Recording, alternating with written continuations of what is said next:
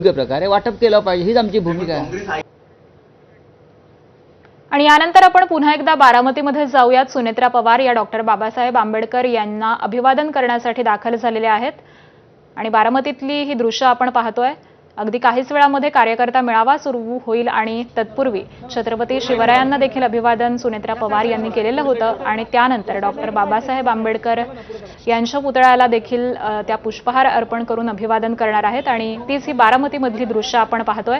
आज दुपारी 12:30 वाजता बारामती पोटनिवडणुकीसाठीचा उमेदवारी अर्ज हा सुनेत्रा पवार दाखल करणार आहेत आणि याच अनुषंगानं आज बारामतीमधल्या विविध ठिकाणी त्या जात आहेत. सुरुवातीला काटेवाडीमध्ये जात त्यांनी अजित पवार यांच्या आईची भेट घेतलेली होती आणि त्यानंतर कन्हेरी इथल्या हनुमान मंदिरामध्ये देखील त्या गेलेल्या होत्या.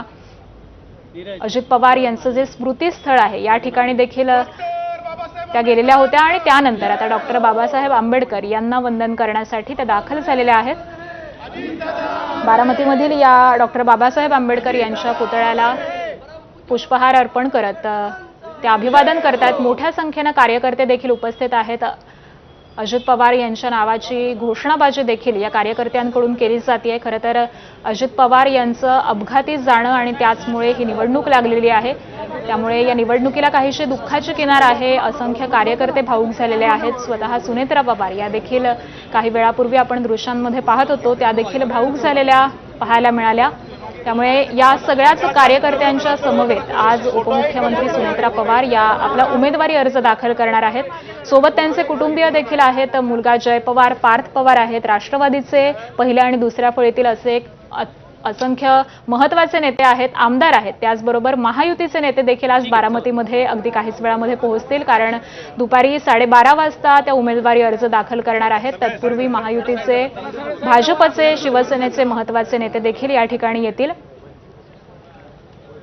अजित पवार यांच्या प्रतिमेला देखील त्या पुष्प अर्पण करतायत, अभिवादन करतायत आणि यानंतर आता कार्यकर्ता मेळावा या ठिकाणी पार पडणार आहे. असंख्य कार्यकर्ते हे आज बारामतीमध्ये आलेले आहेत, त्यामुळे या कार्यकर्ता मेळाव्याला देखील सुनेत्रा पवार या कशा पद्धतीने संबोधित करतात, कार्यकर्त्यांना नेमकं काय आवाहन करतात हे देखील पाहणं अत्यंत महत्त्वाचं ठरणार आहे.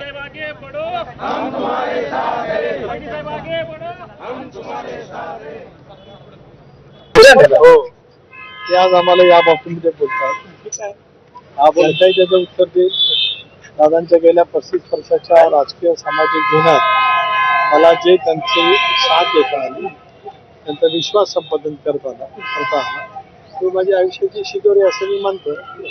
त्यामुळे राजकारणामध्ये अशा काही गोष्टी जर झाल्या तर कुठल्या गोष्टीला किती महत्व द्यावं हे आपण ठरवायचं. सर, बारामतीकरांना आज काय आयुष्यभर ज्यांनी दादांचा द्वेष केला, ते आज आम्हाला या बाबतीमध्ये बोलतात.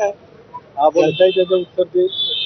दादांच्या गेल्या 35 वर्षाच्या राजकीय सामाजिक जीवनात मला जे त्यांची साथ देता आली, त्यांचा विश्वास संपादन करता आला, तो माझ्या आयुष्याची शिदोरी असं मी मानतो.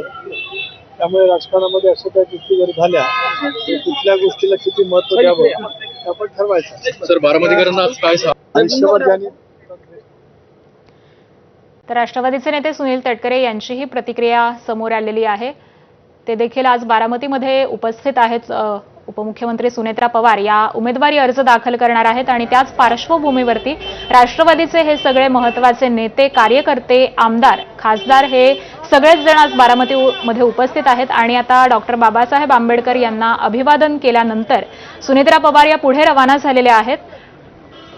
छत्रपती शिवरायांच्या प्रतिमेला देखील त्यांनी पुष्पहार अर्पण केलेला होता. पुतळ्याला अभिवादन केल्यानंतर डॉक्टर बाबासाहेब आंबेडकर यांच्या पुतळ्याच्या ठिकाणी त्या पोहोचलेल्या होत्या आणि या ठिकाणी देखील अभिवादन करून त्या आता रवाना झालेल्या आहेत. आणि बारामतीच्या पोटनिवडणुकीसाठी सुनेत्रा पवार आज अर्ज भरणार आहेत. यावेळी राष्ट्रवादीचे खासदार प्रफुल्ल पटेल हे उपस्थित राहणार आहेत.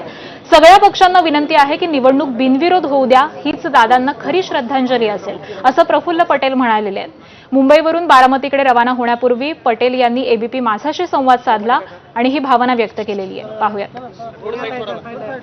राष्ट्रवादी काँग्रेस पक्षाचे राष्ट्रीय कार्याध्यक्ष प्रफुल्ल पटेल आता बारामतीला जाताना आपल्याला दिसत आहेत. त्यांचा जो ताफा आहे तो या मुंबईवरून आता बारामतीच्या दिशेने रवाना होतोय. आपण त्यांच्याशी बातचीत करण्याचा प्रयत्न करणार आहोत. सर, अगदी एक आपली प्रतिक्रिया, बारामतीला तुम्ही जाताय, आज महत्त्वाचा दिवस आहे. आज बारामतीला आमच्या नेता सुनेत्रा वहिनी पवार यांचा नामांकन आज दर्ज करायचं आहे आणि ते विधानसभेच्या या पोटनिवडणुकीमध्ये उभे आहे. आम्हाला खात्रीच आहे बारामतीची जनता त्यांना प्रचंड बहुमताने निवडून देणारच आहे आणि अजितदादाची स्मृती आणि त्यांची केलेले कामं त्याची ही पावती राहणार आहे.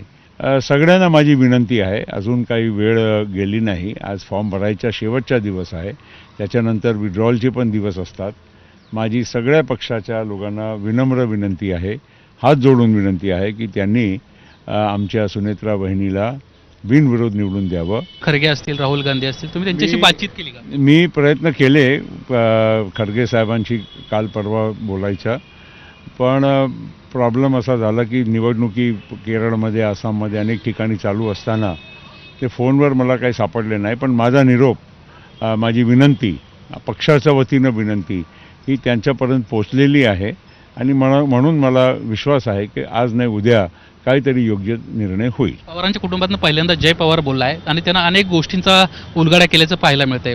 तटकरे आणि प्रफुल्ल पटेल मागच्या काही दिवसांपासून सातत्यानं तोफेच्या तोंडी असताना जय पवार यांचं हे वक्तव्य कसं पाहत आहे? तुम्हाला माहीत आहे माझा स्वभाव नाही आहे अशा फालतूच्या काही चर्चा आणि बिन आधाराचे आरोपवर काही प्रतिक्रिया देणं, आणि म्हणून जे जय पवार बोलले ते आमच्या वतीनंच जे बोलले असावं असं मला वाटते. आपण काँग्रेसच्या वरिष्ठ नेत्यांसोबत चर्चा केली होती, अशा पद्धतीची माहिती त्यांना दिलेली आहे. खास करून मल्लिकार्जुन खरगे यांच्याशी देखील आपली चर्चा झाली होती आणि आज नाही तर उद्या या संदर्भातला योग्य निर्णय होईल अशा पद्धतीची प्रतिक्रिया प्रफुल्ल पटेल यांना एबीपी माझाशी बोलताना दिली आहे. कॅमेरामन अरविंद वारगेसह निलेश बुदावले, एबीपी माझा, मुंबई.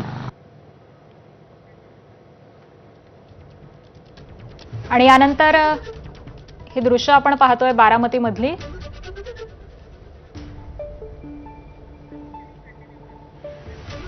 दरम्यान याच संदर्भामध्ये एक मोठी अपडेट समोर